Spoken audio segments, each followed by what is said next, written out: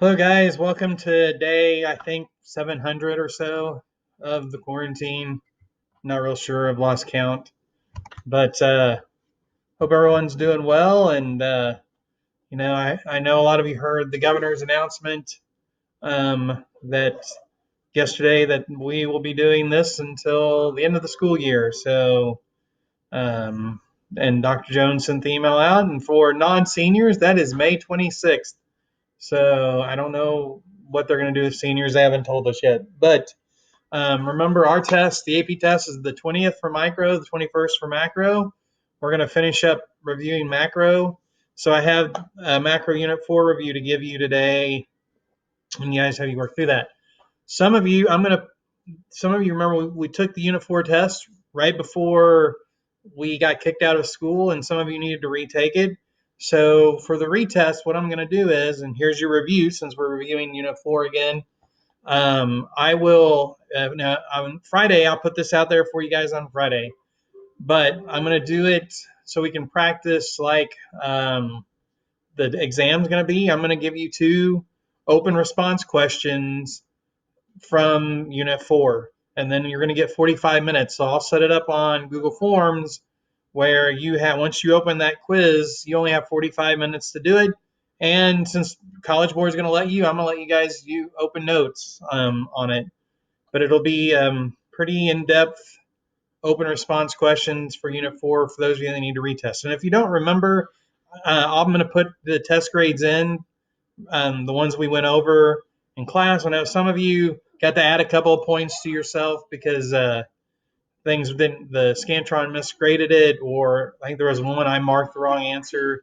So when I put your grades in, check them out. If you want to retest, that's your option to retest. Will be 2 open response questions from Unit 4, open notes. But it is gonna have a timer on it. So once you start, you have 45 minutes, and if you close it, you won't be able to reopen it. So you'll have 45 minutes from the time you start the test till it just goes away and won't let you enter any more information. All right. So for the rest of the time today, I do want to go over the Unit 3 questions. And like I said, I gave you the most. Guys, I think Unit 3 and Unit 4 are the most likely candidates for the AP exam for macro because they're the 2 biggest ones. Micro, Unit 2 is going to have a bunch of questions, all the different markets, the different markets. We're going to go over all those again. We have plenty of time to review. We're going to go over each market like one day, like perfect competition, monopolistic competition. I'm going to break it down day by day because it's always been 70% of the micro exam. So we're going to make sure you really understand the 4 big market structures and everything else. All right. So your attendance check is here, guys. It's another open response, and I'm trying to keep them a little, going on with what's going on around us. So your attendance check the other day was where Congress approved $250 billion in stimulus to American citizens. If the MPC, and I changed it to MPC, some of you still saw it when it said MPS, so I will know how to adjust the answer. But I meant for it to say if Americans MPC is 0.8, how much impact will a $250 billion stimulus have? You should have been able to come up with the multiplier is 5. 250 billion times 5 is a lot of money. 125 or 1.25 trillion is what the stimulus should end up being. So, and then I asked you, I think the next part was explain what would happen um, or explain if the tax multiplier is less than or greater than that. And you would need to say less than, and then explain the tax multiplier is always less than the spending multiplier. All right. So here's your attendance check for today. This is a free response question from Unit 4. If Americans deposit the stimulus checks instead of spending out of fear of running out of money, explain what will happen in the loanable funds market. Because of the change you just explained, what will happen in the long run in the aggregate supply, aggregate demand market. So I'm asking you a long run. because you have to determine what will happen in the loanable funds market if everyone is depositing their money into the banks rather than spend it. And then because of that, what will happen in the long run in the aggregate supply and demand market? Okay, so that is your attendance check for tomorrow. All right, so the Unit 3 questions. Just go through these real quick. And guys, if you have any questions, please log in on Google Meet and ask me. I see quite a few of you guys on A day, on B days. I average about one student per B day, so I do appreciate you guys, at least stopping in and saying hi every once in a while. It does help out. I do like to see all of your faces most days, so it's nice to talk to some of you. All right, number one, all of the following are true regarding money except the one answer is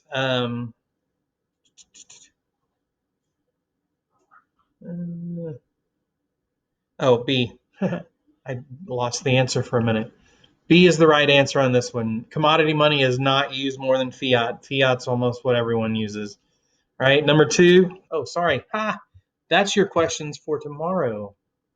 Let's look at the Unit 3 questions, not tomorrow's questions. All right, let's try this again. So, the intersection of the aggregate demand and aggregate supply curve occurs at the economy's equilibrium level of. So where is equilibrium at in the ASAD? It's E, output and price level. Number two, an increase in consumer spending will most likely cause the price level and real GDP to change in which of the following ways? Sig X. So if I increase consumer spending, that's going to shift aggregate demand to the right. If I shift aggregate demand to the right, price level goes up, real GDP goes up. So A is the right answer on that one. Number three, a decrease in wages and production costs will most likely cause the price level and real GDP to change in which of the following ways in the short run. So if companies are able to cut wages and production costs go down, supply will increase. So if supply increases, price level will decrease, but our GDP will increase. So the right answer on that one was D. Number four, a negative supply shock would most likely result in, that is where the supply suddenly decreases really, really rapidly, and it's going to be C, a decrease in national income. Because there will be a decrease in employment, there will be more unemployment, but everything will cost a lot more, so the amount of income that is actually in the country will decrease. Number five, a positive supply shock, such as a decrease in the price of oil, will have which of the following? It's going to increase supply, so price level will drop, but output will increase, so D. Number six, if exports from the U.S. increase, what would happen to real GDP and price level? If we increased our exports, our net exports would become a better number, so our real GDP would increase, and it will, since we're exporting more, that means everyone else is buying our stuff, so demand increases, so price level will also increase. So B is the right answer. Seven, stagflation is caused by C, an increase in the price of raw materials. Just always remember the oil shortages in the 70s. Your parents and your grandparents always will remember the oil shortages of the 70s when they were paying. Now remember when we did the inflation stuff, gas got up to like $1.50 a gallon for your grandparents. That would be like us paying almost $8 a gallon. That was the impact it had on the economy. I promise they remember it. Number eight, which of the following would cause a leftward shift in aggregate demand? So which one would decrease aggregate demand? The right answer is B, if Congress made us pay more taxes and a country that was our close trading partner with us went into a recession, that would hurt us also. So D is the right answer. Number nine, which of the following would cause a rightward shift of the aggregate supply curve? So an increase in supply. It is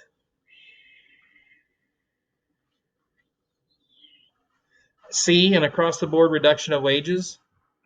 If everyone got paid less, they'd make more stuff. What formula do we use to calculate the spending or simple multiplier? 1 over MPC, so A is the right answer. I'm sorry.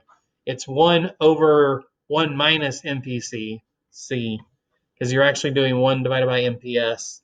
And remember, MPC plus MPS has to equal 1. Right? So here's a spending question. If an increase in government spending of 100 billion increased equilibrium output by a total of 500 billion, the marginal propensity to consume must be at least D 0.8, because that would give you a multiplier of 5.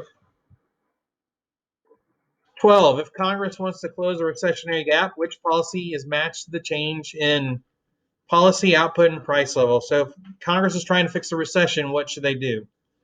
They're remember, this is a fiscal policy question. There's two things: spending and taxes. So if we need to fix a recession, they either have to cut taxes or increase spending. So B or E are your only possible answers. Okay? So if they increase spending, what will happen? Price level will not decrease. So answer is wrong. So let's look at E. Cut taxes will increase price level and increase output. So the right answer is E. If they cut taxes, we'll spend more. If we spend more, that forces more product to be made and it becomes more expensive. Right? 13. If Congress wants to fight an inflationary gap, what will they do? So inflation, they either need to cut spending or raise taxes. And we know that neither one of those are popular, and Congress has a hard time doing that. Right? But that's what they should be doing. So if we have an inflationary gap, they need to cut spending or raise taxes. So the only possible answers are A and C. Oh no, E is also there, but so let's look at A. If they cut spending, that'll cause price levels to go down and output to go down. So that's the right answer. A. 13 is A. Oh, that one got off there. Sorry, guys. 14. How will a decrease in personal income taxes and an increase in spending affect consumer spending and unemployment in the short run? So if they give me more money to spend and the government spends more itself, consumption and employment will both increase. B. Right? The income that households have after taxes is A, our disposable income. It's what we have left to spend. 16. Sorry, guys, this was a long one, but like I said, I felt like this was the unit to give you the most practice on because I feel like it'll be one of the FRQs. Right? 16. If the economy is operating in the intermediate range of the aggregate supply curve, and if aggregate demand increases due to increase in net exports, then the price level, output, and unemployment rate will change in which of the following ways? This is why I didn't put this on a Google form, guys. There were lots of these where it had like 4 different things have to change, and those are hard to enter. So that's why I just had you highlight the right answer. All right, so the economy is operating in the intermediate range of the aggregate supply curve, and if aggregate demand increases due to an increase in net export. So if the intermediate range of the aggregate supply curve is it's operating in the middle where it's supposed to. So if we increase net exports, price level will go up, output will go up, unemployment should go down. So the right answer is B. An important assumption in Keynesian theory is that I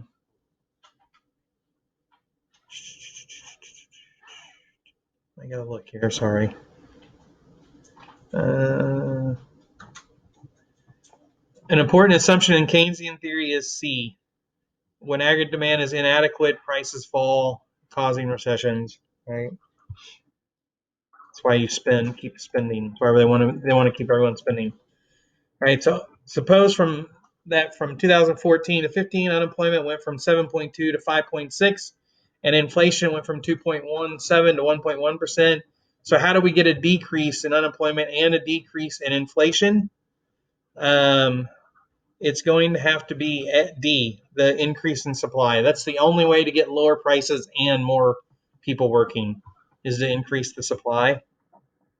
19, the value of the simple spending multiplier decreases when? So what makes the value of the spending multiplier decrease? That is when E, the marginal propensity to save, increases. If we save more than we spend, that hurts the multiplier. A major advantage of automatic stabilizers in fiscal policy is D, they go into effect without any new laws being passed. They're automatic. Crowding out due to government borrowing occurs when um, D, high interest rates decrease private sector investment. 22, if at full employment the government wants to increase its spending by 200 billion without increasing inflation in the short run, it must also do what?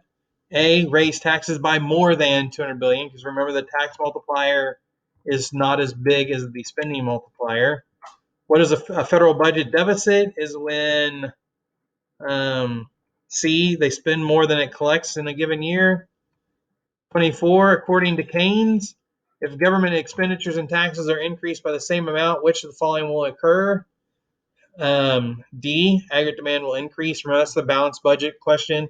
If they increase spending 200 billion and raise taxes by 200 billion, there still will be a $200 billion increase in GDP because the balanced budget multiplier is 1. Right?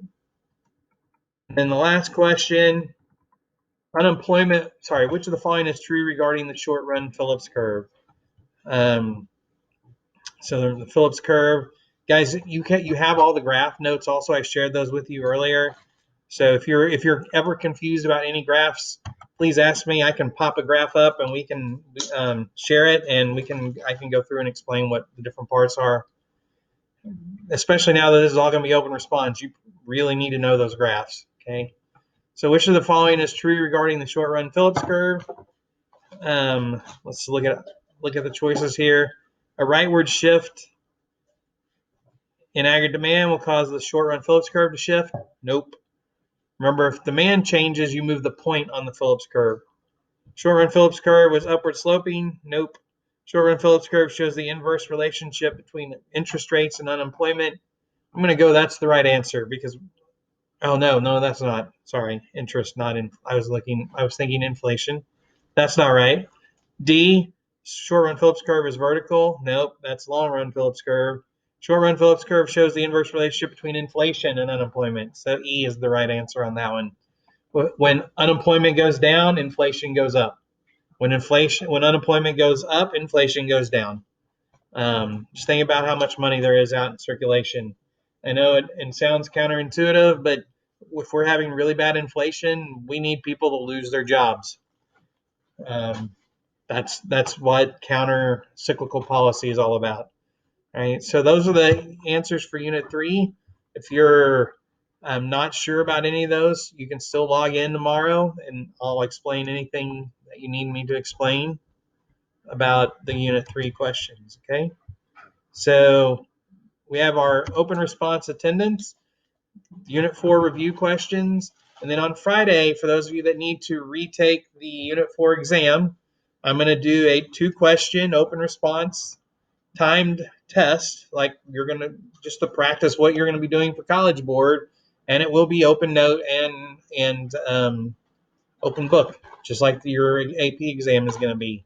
So they're going to be an in-depth FRQ, 2 of them, and it will be set up to be timed. You'll get 45 minutes to do it. So that's only if you want to retest, and I'll put your grades in gradebook by the end of tomorrow, so you know if you want to retake or not on Friday. And guys, you don't have to retake it Friday. I'm going to post it Friday so you can get it done. You'll also have Monday.